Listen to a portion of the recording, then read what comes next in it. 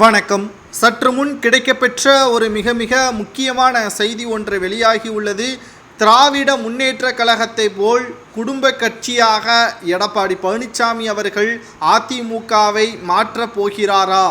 2026 சட்டமன்ற தேர்தலில் எடப்பாடி பழனிசாமியின் மகன் மிதுன் போட்டியிடப் போவதாகவும் துணை முதல்வராக ஆசைப்பட உள்ளதாகவும் தகவல்கள் வெளியாகியுள்ளது. எடப்பாடிக்கு அப்புறம் அவரது மகன் முழு பொறுப்பையும் கவனித்து கொள்ள வேண்டும் என்று தற்பொழுதே எடப்பாடி பழனிசாமி அவர்கள் தெரிவித்து வருவதாகவும், எடப்பாடிக்கு என்ன மரியாதை கொடுக்க வேண்டுமோ அதே மரியாதை என்னுடைய மகன் மிதுனுக்கு கொடுக்க வேண்டும் என்று மாவட்ட செயலாளர்கள், அதாவது புதிதாக நியமிக்கப்பட்ட எடப்பாடியால் புதிதாக நியமிக்கப்பட்ட மாவட்ட செயலாளர்களுக்கு உத்தரவை பிறப்பித்திருக்கிறார்.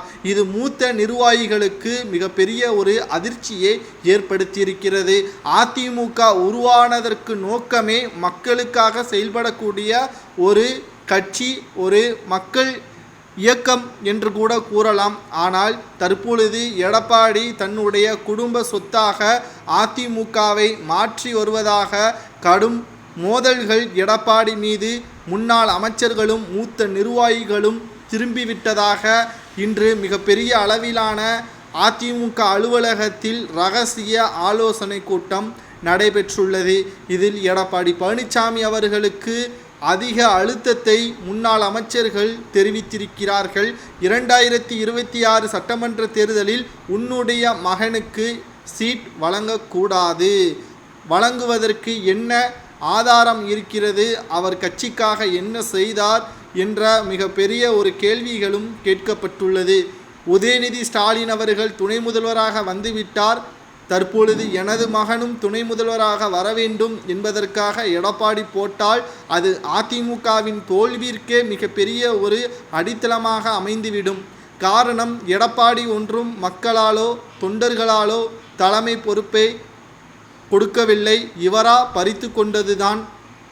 அதற்கு காரணம் மக்களவை தேர்தல் தோல்வி, அதற்கு முன்பாக நடந்த 9 தேர்தல்களில் தோல்வி, சொல்லிக்கொண்டே போகலாம். இதற்கு மக்கள் சரியான பாடத்தை காட்டிவிட்டார்கள். இனி எடப்பாடி பழனிசாமி அவர்கள் மக்களையும் தொண்டர்களையும் மதிக்காமல் ஒருமனதாக அவர் விருப்பம் போல் செயல்பட்டால் அதிமுகவின் தொண்டர்களே சட்டமன்ற தேர்தலில் சேலத்தில் எடப்பாடி போட்டியிட்டால் அவரையே தோற்கடிக்கக்கூடிய வகையில் செயல்படுவோம் என்று கடுமையான எச்சரிக்கையும் விடுத்துள்ளதாக அதிமுகவின் அரசியல் வட்டாரத்தில் பேசப்படுகிறது. எடப்பாடி பழனிசாமியின் மகன் துணை முதல்வரா? உங்களது கருத்து என்ன என்பதை கமெண்ட் வாயிலாக கூறுங்கள்.